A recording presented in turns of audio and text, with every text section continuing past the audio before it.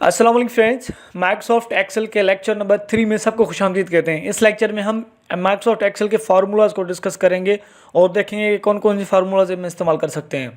तो आइए स्टार्ट करें। एक्सेल ओपन करेंगे। एक्सेल किस तरह से ओपन करना है लास्ट लेक्चर्स में मैंने डिस्कस किया हुआ है। अगर लेक्चर्स नहीं देखे तो डिस्क्रिप्शन में जाएँ, वहाँ पर लिंक अवेलेबल है और वहाँ पर माइक्रोसॉफ्ट ऑफिस के बाकी जो भी लेक्चर्स हैं वो सारे अवेलेबल, जैसे कि वर्ड, पावर पॉइंट और एक्सेल के जितने लेक्चर्स हैं तमाम मौजूद हैं। तो हम आते हैं, स्टार्ट करते हैं एक्सेल के फार्मूला से। और बिल्कुल ही एक बेसिक सा फार्मूला होता है जो कि सम का हम इस्तेमाल करते हैं, यानी कि चीज़ों को ऐड करना। अब मिसाल के तौर पर आप यहाँ देख लें कि मेरे पास कुछ आइटम्स हैं और उनके प्राइसेस लिखे हुए हैं, जैसे कि सोप, ऑयल, शुगर, राइस वगैरह, इनके प्राइसेस वगैरह लिखे हुए हैं और इनको यहाँ पर मैंने नीचे टोटल किया हुआ है। अब ये टोटल किस तरह से होगा, अब ये एक फार्मूला इस्तेमाल किया जाएगा सम, और सम के अंदर आपने सेल 1, सेल 2 या फिर सारे सेल को अपने आइटम से आपने सेलेक्ट करना होता है। एक तरीका तो ये होगा इनको सम करने का कि आप इक्वल दें, पहले इस वाले सेल को सिलेक्ट करें, प्लस दें, उसके बाद इस वाले को सिलेक्ट करें, फिर इसको इसी तरह से 1 बाय 1 सबको आपने सेलेक्ट करना होगा, सारे सिलेक्ट हो जाएं और एंटर कर दें तो ये आपका टोटल हो जाएगा। दूसरा तरीका ये है कि आप इनको सम कर दें SUM के थ्रू। SUM ये सम का फार्मूला आएगा, यहाँ पर इस पर डबल क्लिक करें और एक एक करके सबको सेलेक्ट करें। एक सिलेक्ट किया आपने, दूसरा आ जाए, फिर तीसरे पे कॉमा बीच में लगाएंगे। कॉमा से क्या होगा कि वो सेपरेट हो जाएंगे और लास्ट वाले के बाद में कॉमा आपने नहीं लगाना है और एंटर करेंगे तो ये हो जाएगा। तीसरा, इसी सम के अंदर तीसरा तरीका ये है कि आप इक्वल सम, और सम के अंदर आप क्या करें, इनको एट ए टाइम रेंज लें। ये इससे भी ईजी तरीका होता है इसको टोटल करने का। इससे भी ज़्यादा एक इजी तरीका है कि आपको फार्मूला लगाने की भी ज़रूरत नहीं। आप यहाँ पर सेलेक्ट करेंगे और आप ऊपर आ जाएंगे, यहाँ पर ऑटो सम लिखा हुआ है, इस पर आप क्लिक करेंगे तो ये खुद ब खुद फार्मूला भी लगाएगा और उसके साथ साथ सेल्स को आप आपस में सेलेक्ट भी कर लेगा और आपने जस्ट इंटर प्रेस करना होता है, यानी कि विदिन सेकंड से आपका सम हो जाएगा। तो इसी तरह से आप सम जो है परफॉर्म कर सकते हैं, एडिशन कर सकते हैं। देन हम आते हैं मल्टीप्लिकेशन पे। मल्टीप्लिकेशन के लिए कौन सा फार्मूला इस्तेमाल किया जाएगा।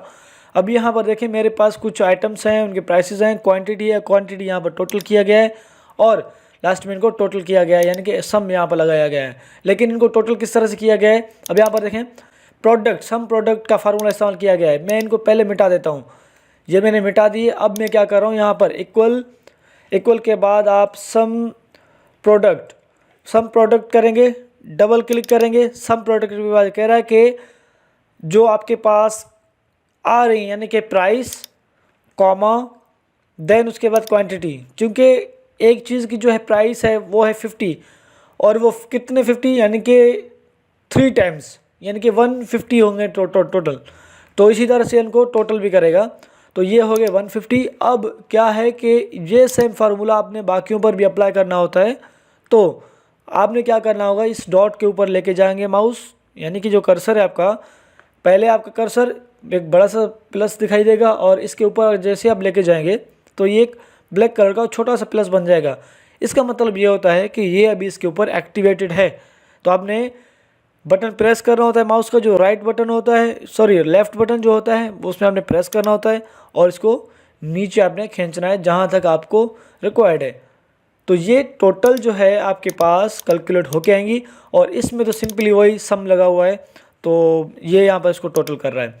तो इस तरह से आप सम प्रोडक्ट इस्तेमाल कर सकते हैं। देन आते हैं डिवीजन पे कि डिवीजन आप किस तरह से अप्लाई कर सकते हैं। डिवीजन के लिए सिंपली आपने क्या करना होता है, जो आपके नंबर्स हैं, अब मैं क्या कर रहा हूँ, ये मिटा रहा हूँ, ये ऑलरेडी हैं, ये आपको शो करवाने के लिए थे। अब देखें मैं क्या कर रहा हूँ कि इक्वल देकर जो मेरा नंबर है वो लिख रहा हूँ और फॉरवर्ड स्लैश देकर मैं दूसरे नंबर को सिलेक्ट कर रहा हूँ, यानी कि जो डिवाइज़र है उसको सिलेक्ट करके एंटर कर रहा हूँ। तो ये यहाँ पर इसका रिजल्ट आ रहा है और बाकियों पर अप्लाई इस तरह से आप करेंगे। तो ये डिवीज़न भी हो गया। अब आते हैं हम, उसके बाद एक और फार्मूला है हमारे पास जो कि है सब्सट्रैक्शन का। अब सब्सट्रैक्शन के लिए हमने क्या करना होता है कि सिंपली माइनस हमने लगानी होती है दोनों नंबर्स के बीच में। जैसे कि यहाँ पर मैंने इक्वल लगाया, इक्वल के बाद ये लगाया मैंने 50 माइनस कर दिया और यहाँ से अब मैंने 3 को सिलेक्ट करके एंटर कर दिया। तो देखें ये मेरे पास अभी जो है 47 आ रहा है और इसी तरह से मैं इनको बाकियों पर भी अप्लाई कर देता हूँ। तो ये बाकियों पर भी अप्लाई हो गया। अब हम आते हैं नीचे, कुछ हमारे पास और भी फार्मूलाज हैं, जैसे कि मॉड का फार्मूला। मॉड में क्या होता है कि हमारे पास एक रिमाइंडर बचता है या नहीं बचता, वो हमें यहाँ में जस्ट वही सेम डिवीजन वाला ही होगा, लेकिन यहाँ पर इसका रिमाइंडर भी हमें बताएगा कि रिमाइंडर कितना आ रहा है। मिसाल के तौर पर अब यहाँ पर मैं क्या कर रहा हूँ कि इक्वल के बाद मॉड MOD आपने मॉड लिखना होता है, यहाँ पर डबल क्लिक करें या फिर आप यहाँ से आप टैब बटन प्रेस करें तो टैब बटन से भी ये चल जाएगा, स्टार्ट हो जाएगा, या डबल क्लिक करें इसके ऊपर। कह रहे हैं कि नंबर सेलेक्ट करें, कौन सा नंबर है, यानी कि आपके पास जो अमाउंट है वो कौन सा है, इसको आप सिलेक्ट करेंगे। उसके बाद आपने क्या करना है, कॉमा देना है। ये फंक्शंस बने हुए हैं ऑलरेडी, या बिल्ट इन फंक्शंस होते हैं। ये भी हो गया, कॉमा के बाद ये लगा दिया हमने और उसके बाद इंटर कर दिया। तो कह रहा है कि 3 का टेबल जो है वो हम अगर 11 पे लगाएंगे तो 3 टाइम्स अगर हम लगाएंगे तो 9 हो जाएगा और रिमाइंडर हमारा 2 बचेगा। इसी तरह से अगर आप 5 का जो है टेबल अप्लाई करेंगे 33 पे तो 6 टाइम जाएगा वो पूरा, यानी कि 30 गए और बाकी आपके पास बचेंगे 3 और 3 आपके रिमाइंडर यहाँ पर आ गए। इसी तरह से अगर आप 150 को 50 से अगर आप डिवाइड कर रहे हो तो वो पूरे का पूरा डिवाइड हो रहा है और रिमाइंडर कोई भी नहीं बच रहा, तो यहाँ पर 0 हो जाएगा डेफिनेटली। तो ये मॉड का फार्मूला। अब हम आते हैं नीचे काउंट वाले। अब ये हैं टेक्स्ट से रिलेटेड, यानी कि टेक्स्ट को काउंट करने के लिए फार्मूलाज होते हैं। अब एक हमारे पास फार्मूला होता है काउंट का, जो कि सिर्फ और सिर्फ नंबर्स को जो है वो काउंट करता है। दूसरा हमारे पास होता है काउंट ए, यानी कि काउंट ऑल। तो वो जो है वो क्या करेगा, टेक्स्ट प्लस आपके नंबर्स को काउंट करेगा। तो पहले आते हैं इस पर, ये किस तरह से हम अप्लाई करेंगे।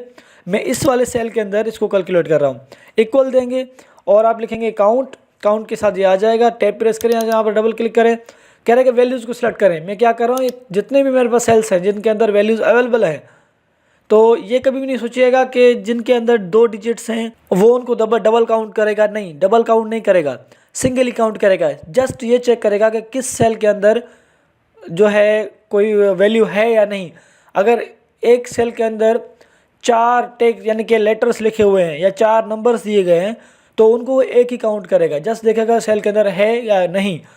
काउंट वाला फार्मूला सिर्फ उन सेल्स को चेक करेगा कि जिनके अंदर, यानी कि काउंट उनको करेगा जिनके अंदर सिर्फ और सिर्फ नंबर्स होंगे। एंटर करें। कह रहे कि 6 जो है ऐसे सेल्स हैं जिनके अंदर नंबर्स हैं। अब देखें, एक ये, दूसरा ये, तीसरा 4, ये 5 और ये रहा छठा, 6 हमारे पास आ गए। अब आते हैं काउंट ए पे। अब काउंट ए में क्या होता है कि वो टेक्स्ट और इन बाकी जो है टेक्स्ट और नंबर्स को काउंट करता है। मैं पहले इसको कॉपी कर रहा हूँ, ये जो मेरे पास डेटा है वही सेम डेटा मैं यहाँ से कॉपी कर रहा हूँ और मैं ये वाला रख रहा हूँ यहाँ पर इसके अंदर। अब आते हैं काउंट ए किस तरह से काम करता है। काउंट ए इक्वल देंगे, काउंट, देखिए काउंट के बिल्कुल नीचे यहाँ पर काउंट ए दिया गया है। काउंट ए पे आप डबल क्लिक करेंगे या फिर टैब प्रेस करेंगे, फिर आप सेलेक्ट करेंगे सबको और एंटर करेंगे। तो कह रहा है कि 15 सेल्स हैं जिनके अंदर आपका डेटा मौजूद है और ये बिल्कुल 15 ही है। ये 5, ये वाले 5 ये 5 ये 15 हो गए टोटल। तो ये जो है टोटल 15 हो गए।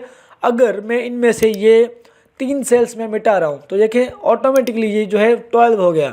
अब इसके अंदर आप कोई अल्फ़ाबेट के कैरेक्टर्स लिख दें या फिर आप कोई नंबर लगा दें तो ये दोनों को काउंट करेगा। अब हम आते हैं नीचे, एक और फार्मूला है काउंट इफ़ का। काउंट इफ़ में क्या करेगा, वो चेक करेगा कि इसमें कौन सी चीज़ होनी चाहिए। मिसाल के तौर पर हम अटेंडेंस लगाते हैं, एब्सेंट वालों के लिए ए लिखते हैं और प्रेजेंट वालों के लिए हम पी लिखते हैं। तो इनको हम किस तरह से काउंट कर सकते हैं। मिसाल के तौर पर यहाँ पर मेरे पास एक अटेंडेंस शीट है और मैं चाह रहा हूँ कि मैं जो इस एब्सेंट स्टूडेंट हैं और जो प्रेजेंट स्टूडेंट्स हैं उनको मैं काउंट करूँ। पहले प्रेजेंट स्टूडेंट्स को हम काउंट करते हैं। तो यहाँ पर आप क्या करेंगे, इक्वल देंगे और आप लिखेंगे काउंट इफ़। काउंट इफ़ ये बहुत काम की चीज़ है। काउंट इफ़ पे आप डबल क्लिक करेंगे। अब कह रहे हैं कि रेंज उठाएं, यानी कि ये पूरे का पूरा रेंज उठाएं, ठीक है। और उसके बाद दें कॉमा के बाद आप इसको बताएंगे कि क्या सर्च करें। तो मैं कह रहा हूँ कि आप पी को सर्च करें, जहाँ पर पी मिले उसको आप सर्च करें। एंटर करेंगे तो कह रहे कि 8 ऐसे सेल्स हैं जिनके अंदर पी लिखा हुआ है। इसी तरह से वही सेम फार्मूला यहाँ पर ही आएगा, लेकिन इसके अंदर क्या होगा कि आपने यहाँ पर ए लिखना होता है और कुछ भी नहीं है। इसके फार्मूलों को आप देखें, यहाँ पर आप डबल क्लिक करें या वो आपको ऊपर जो है फार्मूला वाले बार के अंदर भी ये दिखाएगा। अब यहाँ पर देखें, कह रहा है कि काउंट इफ़, ये रेंज है और ये रहा पी इसको काउंट कर रहा है और वो वाला जो है वो ए को काउंट कर रहा है। तो इस तरह से आप एब्सेंट और प्रेजेंट को आप काउंट कर सकते हैं और परसेंटेज निकाल सकते हैं। बहुत सारे फंक्शन इसके ऊपर अप्लाई कर सकते हैं।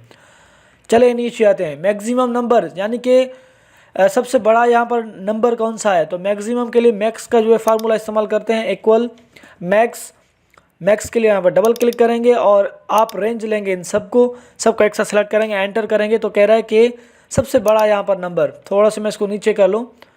चलें अब देखें, कह रहा है कि सबसे बड़ा नंबर यहाँ पर जो है वो 46 है। लेकिन अगर मैं 46 को मिटाकर या बल्कि मैं 10 को यहाँ पर 100 कर रहा हूँ तो ये 100 जो है यहाँ पर आ जाएगा। कह रहा है कि मैक्सिमम नंबर यहाँ पर आ जाएगा।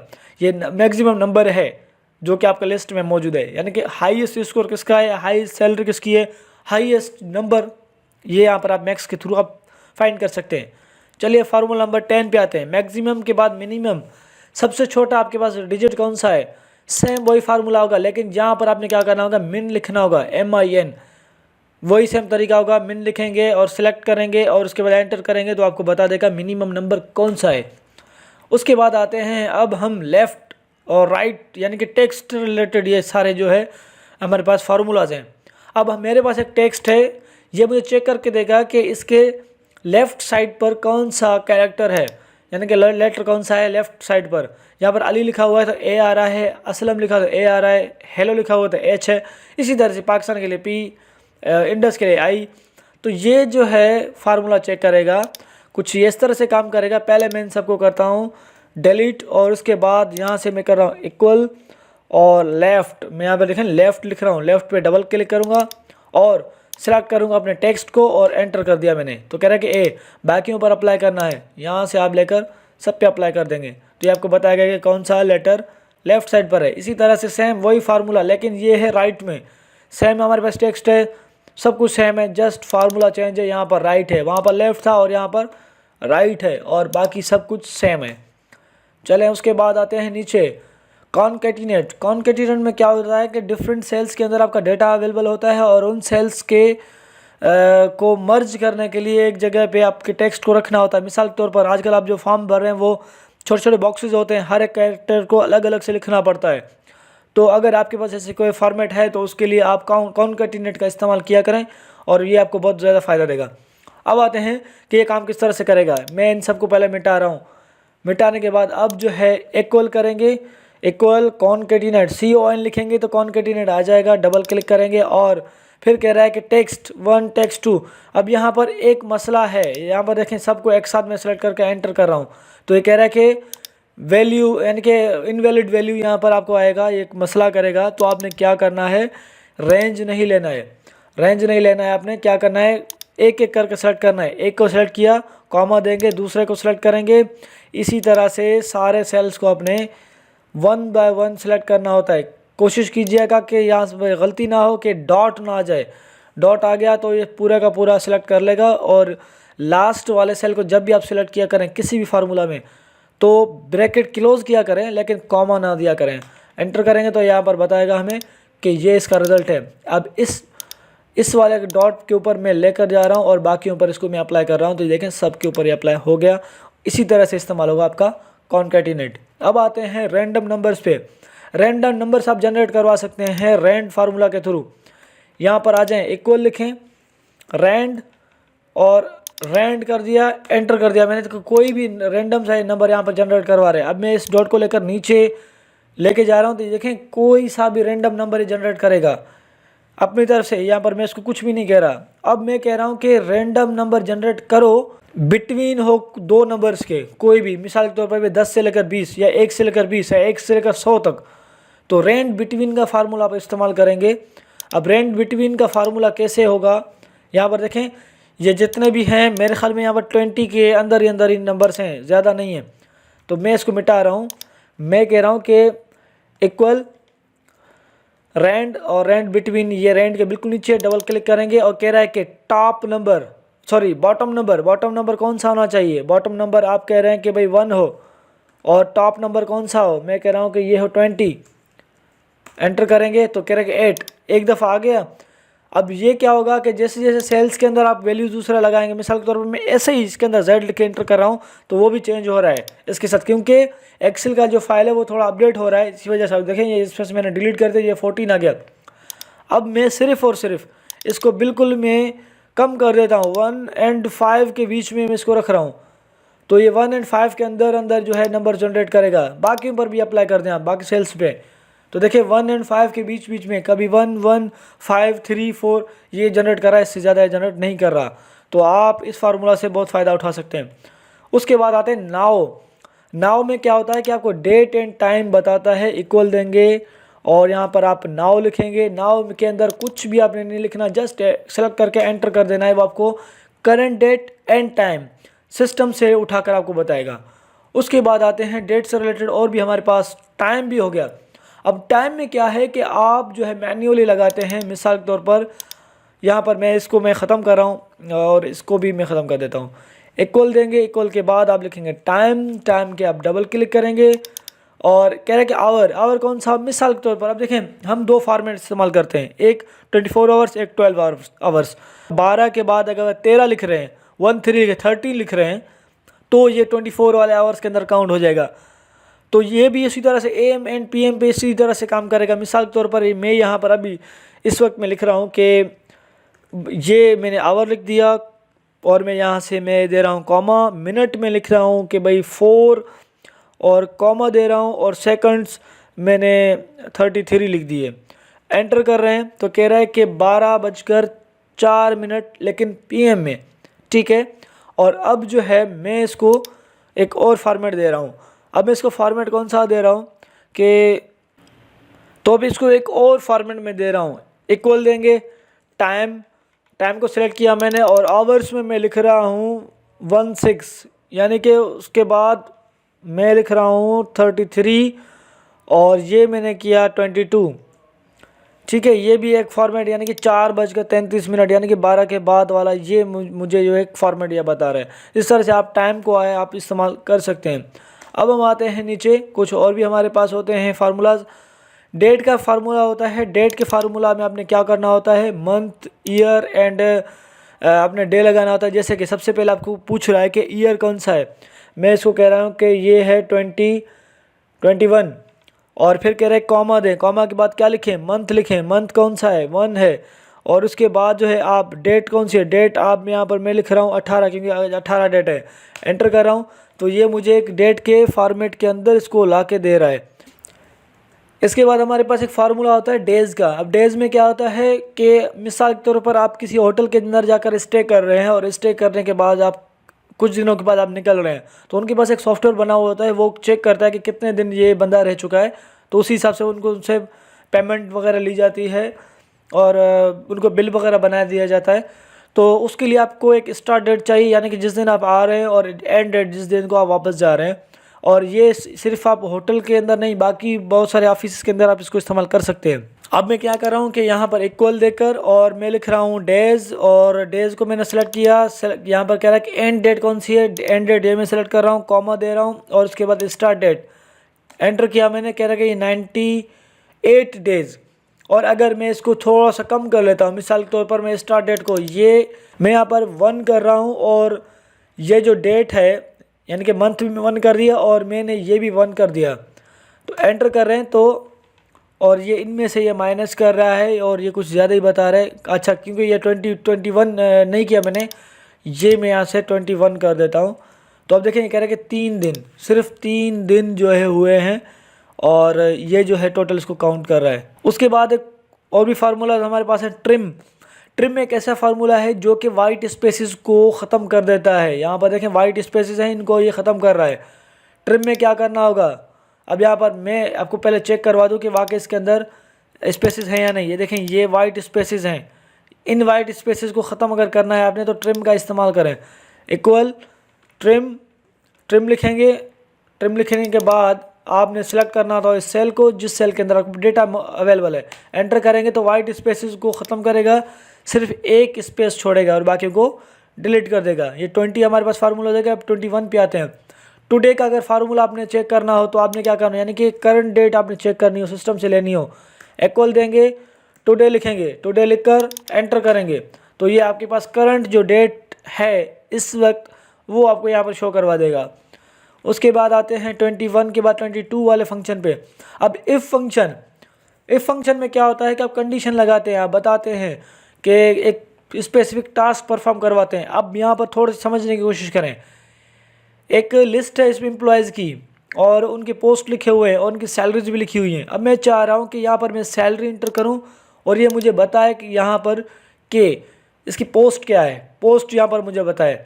अब इसमें एक फार्मूला लगा हुआ है, फार्मूला को पहले देख लेते हैं। डबल क्लिक करें इसके ऊपर, देखें कह रहा है कि इफ़ ये जो सेल है यानी कि ये साइड में ये सेल ये बराबर हो यानी कि 50,000 के, तो ये बताए मैनेजर है। चले मैं इसको मुकम्मल आपको बता देता हूँ। ये मैं डिलीट कर रहा हूँ, मैं दोबारा से जो है ये लगा रहा हूँ फार्मूला। यहाँ पर इक्वल देंगे, इफ़ लिखेंगे, डबल क्लिक करेंगे।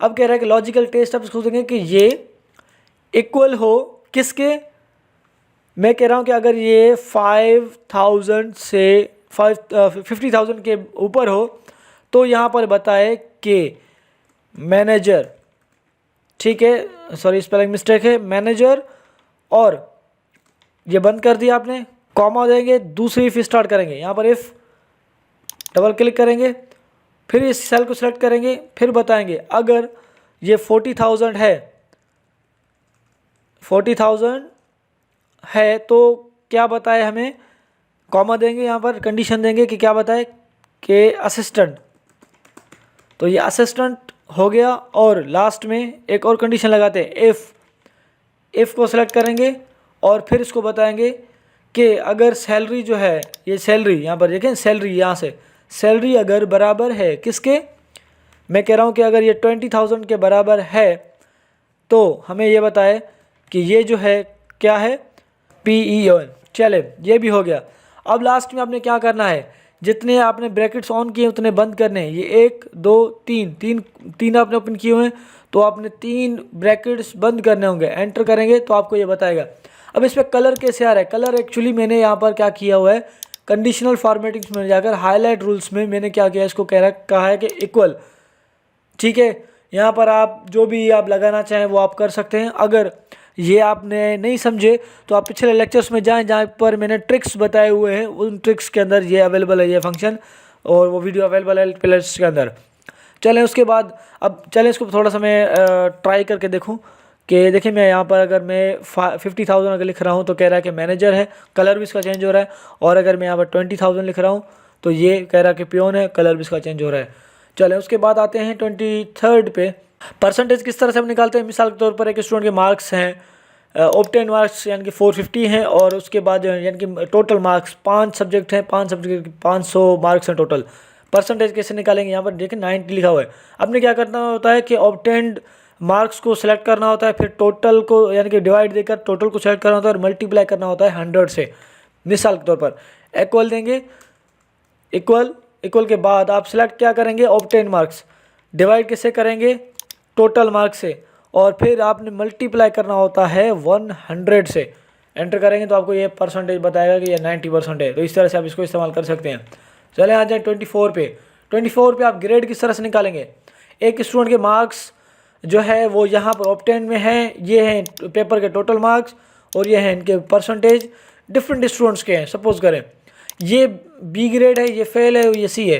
ये किस तरह से काम करता है, वही सेम फार्मूला जो कि अभी हम इस्तेमाल करके आए इफ़ में, उसी फार्मूला का इस्तेमाल करेंगे हम। यहाँ पर देखें इक्वल देंगे, इक्वल देने के बाद इफ़ देंगे, इफ़ को सिलेक्ट करेंगे, इफ़ परसेंटेज ग्रेटर देन और इक्वल टू किसके हो, मैं कह रहा हूँ कि ये अगर 90 हो तो क्या शो करो, ए, यानी कि ए लिखा हुआ आना चाहिए, ठीक है।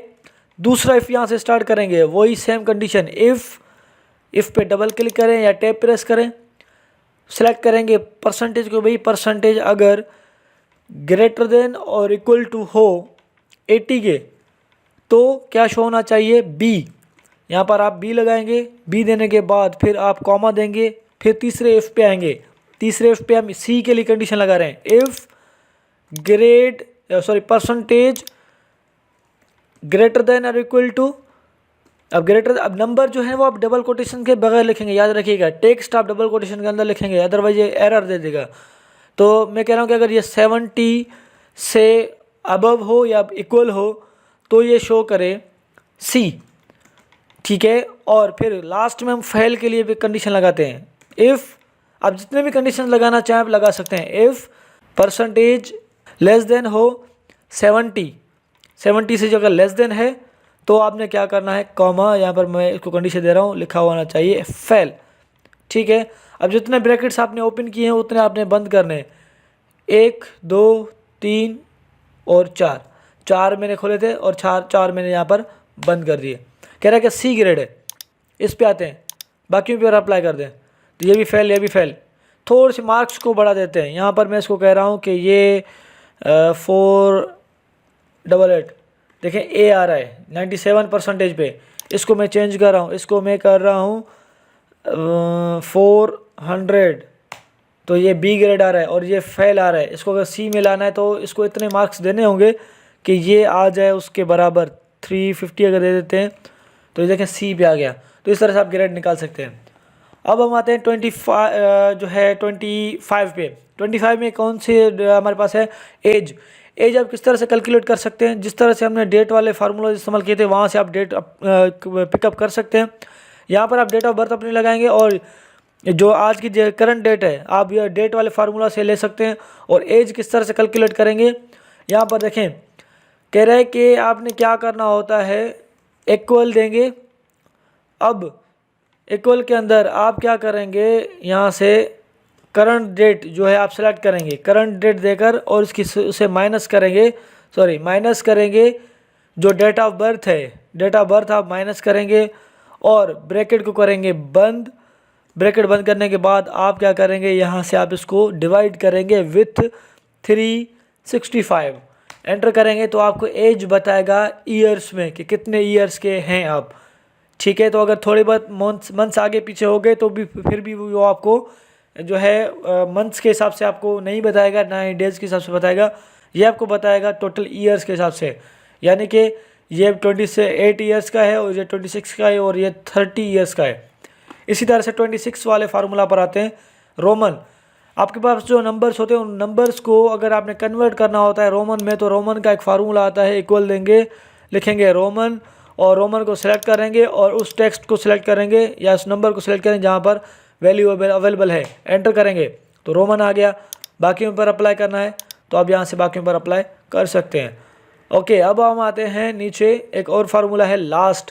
ये देखें एक मार्कशीट बनी हुई है एक स्टूडेंट की जहाँ पर इसका नाम लिखा गया है, father name, date of birth वगैरह, स्कूल, और ये हैं इसके सब्जेक्ट्स जो हैं इनके मैक्सिमम मार्क्स भी ये हैं 100 हो सकते हैं। पासिंग मार्क्स ये हैं, ये वाले पासिंग मार्क्स हैं और ये हैं ऑब्टेन मार्क्स जो कि इस स्टूडेंट्स ने ऑब्टेन किए हुए हैं और ये यहाँ पर लास्ट में हो रहे हैं टोटल। और टोटल कैसे हो रहे हैं, सम के थ्रू हो रहे हैं, ठीक है, सम के थ्रू। और यहाँ पर इसका परसेंटेज निकल रहा है। परसेंटेज कैसे निकालते हैं ये ऊपर मैंने डिस्कस किया हुआ है, ये मैंने या वहाँ से जाकर चेक कर सकते हैं। और ग्रेड कैसे निकालेगा, ग्रेड भी वही सेम ग्रेड वाला फार्मूला यहाँ पर लगा हुआ है, परसेंटेज की जगह पे परसेंटेज वाला फार्मूला लगा हुआ है और ये यहाँ पर सम लगा हुआ है, इसमें भी सम लगा हुआ है, ठीक है। ये सारे सम हैं और ये बाकी आपके रहे जो है सम वाले फार्मूलाज।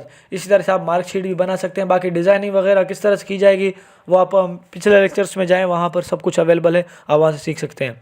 तो दोस्तों अगर वीडियो पसंद आ जाए तो लाइक करें, शेयर करें और अगर सब्सक्राइब नहीं किया तो सब्सक्राइब ज़रूर करें। दोस्तों अगर आपने हमारा चैनल अभी तक सब्सक्राइब नहीं किया तो सब्सक्राइब बटन पर क्लिक करें और बेल आइकन को प्रेस करें ताकि हमारे वीडियोस आप तक आसानी से पहुंच सकें।